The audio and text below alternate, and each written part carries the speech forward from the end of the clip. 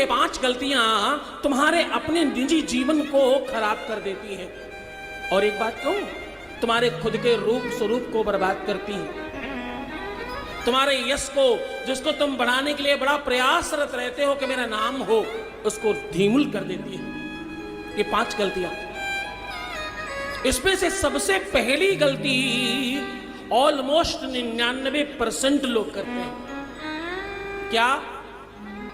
शंख, सबसे पहले तो शंख जमीन पर रख देते हैं, ये पहली गलती है। शंख जमीन पर नहीं रखना चाहिए, उसका एक आसन होता है, उस आसन पर ही रखना चाहिए। जब तुम शंख खरीदते हो तो 10-5 रुपए का एक ये आसन भी खरीद सकते हो। हाँ, इतनी व्यवस्था तो सब पर होती है। और न हो तो कम से कम कटोरी में रखो। और शंख को, दूसरी गलती शंख के लिए क्या करते हैं?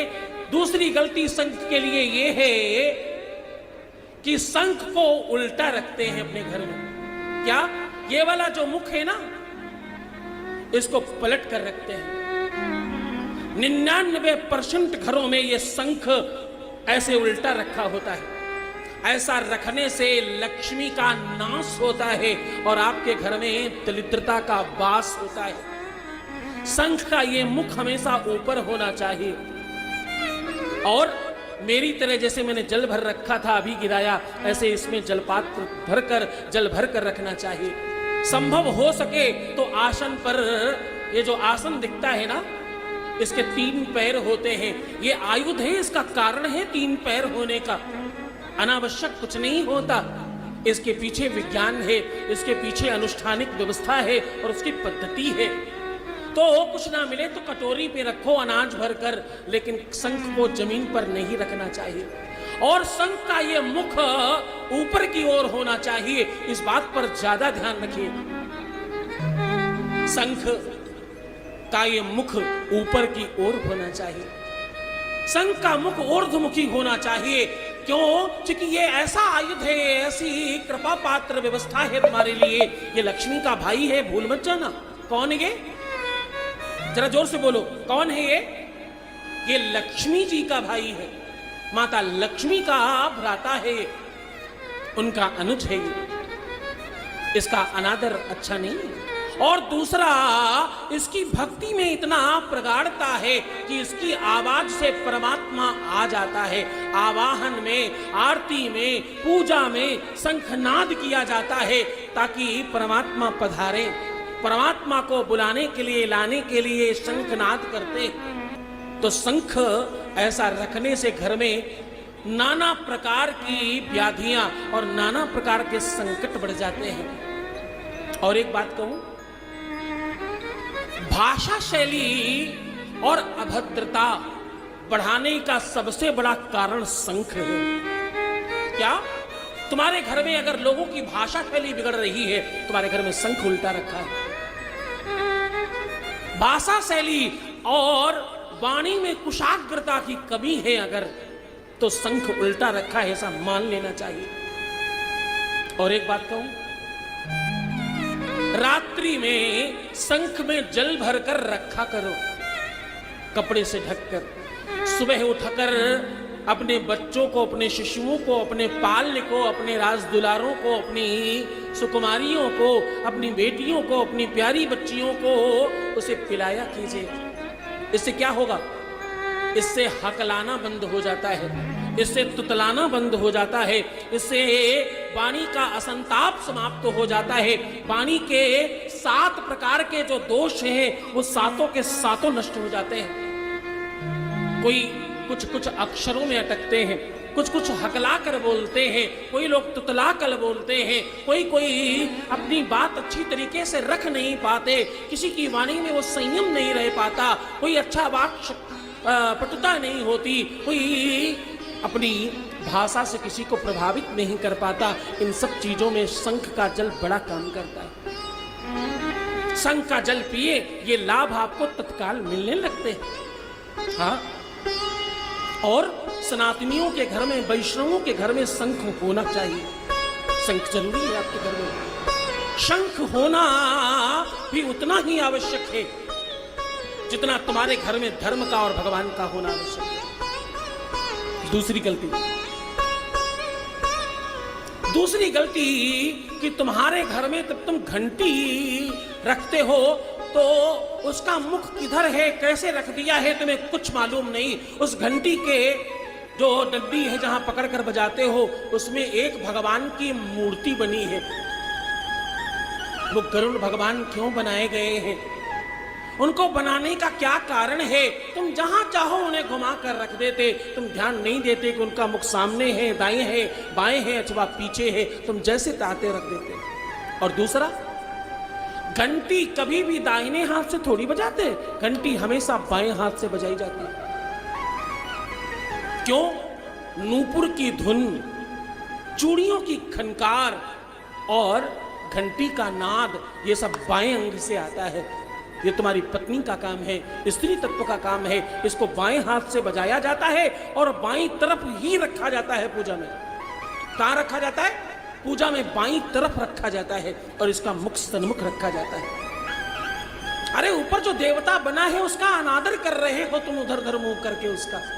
तुम्हारे घर में कोई भगवान में मूर्ति रखी हो, उसको उल्टा कर दो, अच्छा लगेगा? जरा सोच कर देखो, वो तुम्हारे लिए हितकर होगा क्या? नहीं, अच्छी बात नहीं है। हाँ, उसको सन्मुख रखो, उसको सामने से देखो, उनका दर्शन करो। तीसरी गलती, तीसरी और भारी गलती जिसको मैंने पहले कहा, तुम्हारे घर के भगवानों का तुम अनादर करते हो। तुमने रखा तो है घर में, पर उनकी पूछ नहीं है कोई। तुमने रखा है उनको घर में, लेकिन उनका आदर नहीं है, उनका सम्मान नहीं है तुम्हारे घर में। कभी कभी होता है कि तुमने खूब अच्छा इंटीरियर डेकोरेटर कर रखा है रे, खूब बढ़िया डेकोरेशन कर रखा है, उस चक्कर में मंदिर सुंदर तो बनवा दिया तुमने, लेकिन भगवान का कोई आदर नहीं है तुम्हारे घर में। भगवान का कम से कम इतना भी अगर तुम आदर कर लो कि तुम्हारे घर में जो बन रहा है उसके भोग लगाकर खाया करो, तो तुम्हारा लाभ होगा। तुम प्रसाद खाओगे, तुम रोगी कम पड़ोगे, तुम्हारे जीवन में रोग कम आएंगे, तुम्हें तकलीफें कम आएंगी, तुम्हारा फायदा है। उनको आसन देकर बिठाया करो, उनको वस्त्र हमेशा धुलकर पहनाया करो। एक ही वस्त्र कई कई दिनों तक तुम पहना कर रखते हो, भगवान को तुमने क्या समझा है? कितना सड़क छाप, कितना सामान्य समझ कर रखा है तुमने। जब जरूरत पड़े तो हाथ पैर जोड़कर, आंख नाक मुंह बनाकर, जैसे तैसे आंसू बहाकर तुम अपना काम कर लो और बात बोल दो, अपनी समस्या उन्हें बोलकर बता दो। लेकिन तुमने किया क्या है ऐसा कौन पूछेगा तुमसे? तुम्हारी भगवान क्यों नहीं सुनता, जरा सोच कर बताओ। भगवान इतना निष्ठुर, इतना निर्दयी क्यों है? क्यों? क्योंकि तुम उसको समझते नहीं हो, उसको मानते नहीं हो, इस कारण वो तुम्हारी नहीं सुनता।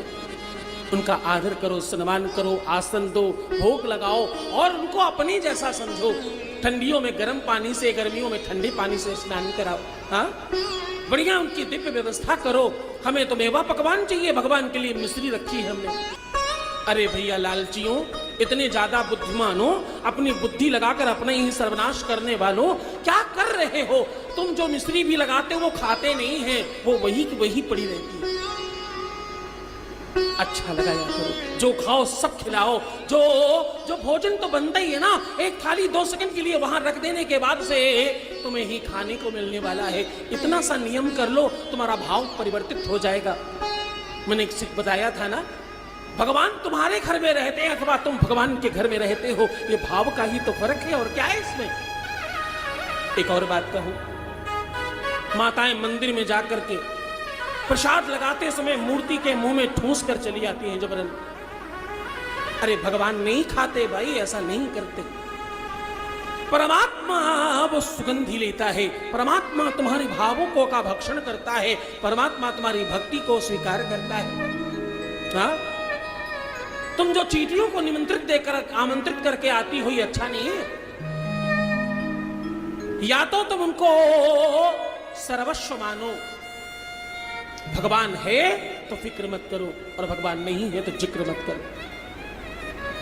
तुम दोनों ही में असमंजसता में फंसे हो।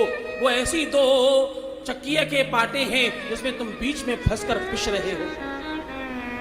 एक और बात कहूं, तुम्हारे इसी सब स्वभाव और नेचर पे, प्रवृत्तियों के आधार पर तुम्हारा खुद का प्रेम तुम्हारा रिश्ता, तुम्हारा संबंध और तुम्हारी अपनी चीजें तुमसे छूट जाती हैं। तुम्हारी आदत है ऐसी। और पांचवा,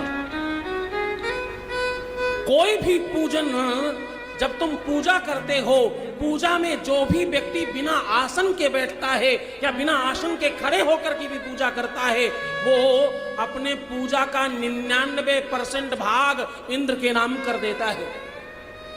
1% मात्र बचता है उसके पास। बिना आसन के बैठना, बिना आसन के पूजा करना, बिना आसन के खड़े होके प्रणाम करना एकदम निषेध है, और ऐसा करने से तुम्हारे अनुष्ठान का फल तुम्हें नहीं मिलता।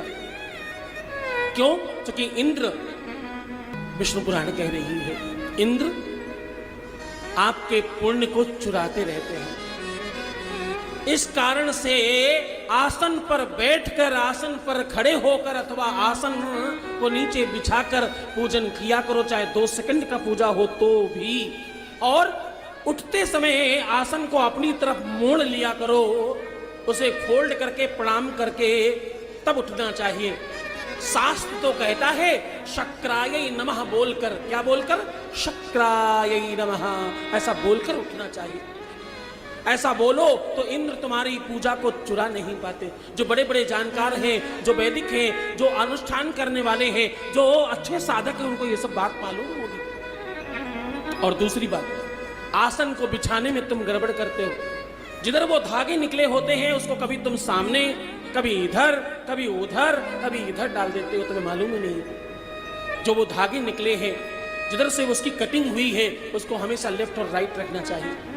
आसन बिछाने का नियम है ये। जो कुशा जिधर से काटा गया है उसको लेफ्ट और राइट रखो, दाहिने और बाएं रखो। आसन बिछाने की पद्धति है ये।